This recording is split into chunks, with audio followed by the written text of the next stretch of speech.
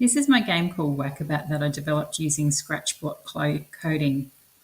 The aim of the game is to make the most points before you lose all your lives. To gain points, you have to hit the bats.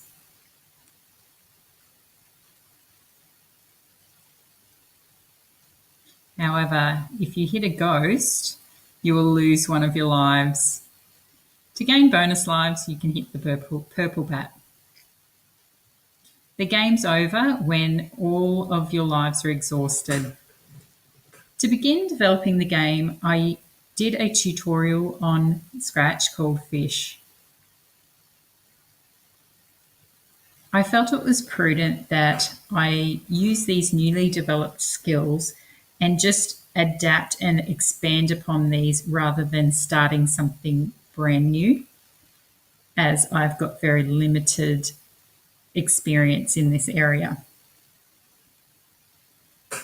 So with that in mind, I coded my first bat using a script very similar to that on Fish for their movements. This script allows the bats to move around the board in a random fashion and they bounce off the sides.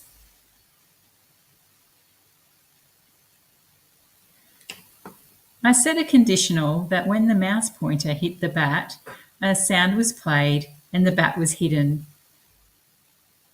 This action changes the score by 1. After 5 seconds, the bat reappears again. This is a loop that goes on forever. I copied this code for all of the bats and also for the ghosts. However, I did change the conditional whereby when the mouse touched the ghost,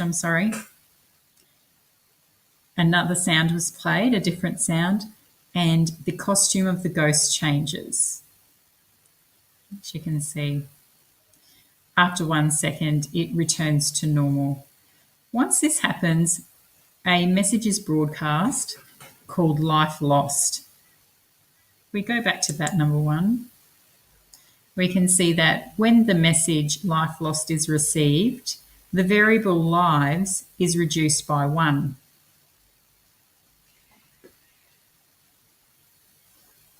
Given the iterative nature of design, throughout the process, I constantly played the game. I had my children play the game, and we came up with ways in which we felt that the gameplay could be improved. For example, originally there were 3 ghosts in the game. My children made the comment that this made the game far too difficult. They were losing their lives very quickly and it was very frustrating. So I just removed one of those ghosts. Also, originally we didn't have the lives aspect in the game. So what happened is the score would increase. However, when the ghost was hit, the score went back to 0. This was kind of frustrating and it didn't give an end point to the game. So there was kind of no point to it. So we decided, my children and I, that having lives and an endpoint would give the game a little bit more excitement and a little bit more skill.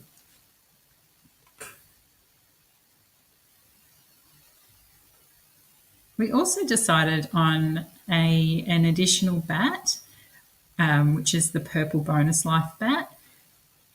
And this gives the game, again, a little more excitement and less frustration. It gives you the chance to gain more lives and prolong the gameplay. I used the same coding for the purple bat as I did the other bats and used a similar conditional as well. I changed the sound and then broadcast a message bonus life, which changes the lives conditional by increasing it by 1 rather than reducing it by 1 as if when you hit the ghost. After 20 seconds, the bat reappears. I decided on the 20-second time frame so that the bat wouldn't constantly be coming up and making the game too easy. I also wanted to give a visual when the bonus life was achieved, as I felt like just hitting the bat didn't really connect that bonus life was received. So when that message of bonus life is received, I made a small tile in the costumes.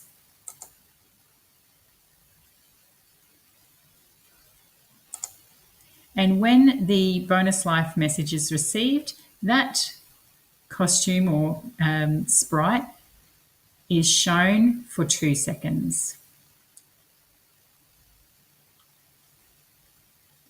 I also added another sprite for game over. Again, I made this just in the costume section quite easily. And then for this sprite, I made a conditional of when the life lost message is received, if the lives equal 1.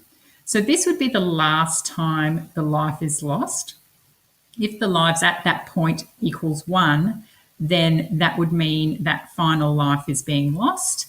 So I broadcast the game over message, play the sound of the crickets, show the tile or the sprite on the screen, wait 5 seconds, and then that's hidden again. So if we go back to that number 1, you can see that when I receive game over, I stopped all the scripts in this sprite. So that means that when that game over signal is shown, all the other sprites freeze. I can give an example.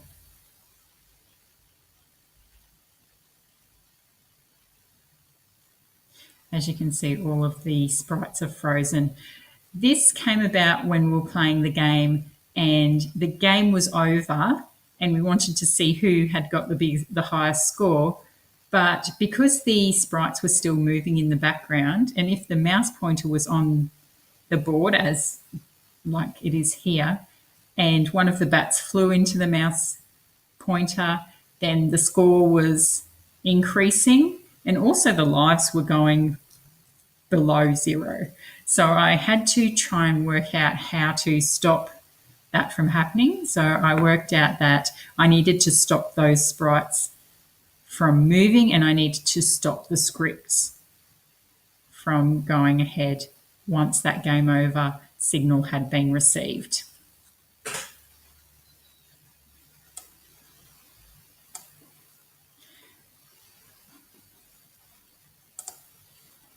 So that's how my game is played. That was the design process I used to go from my initial ideas to the end product. During the development, like I said, I was constantly going back, adding things in that I felt improved the gameplay, taking things out that took away from the gameplay. I was constantly having to debug things that I had put in incorrectly. Usually this would happen when I had put in a block of code in the wrong order. So something was happening and it just wasn't happening in the right order. So I had to kind of think about what had to go before it so that it would work the way I wanted it to work.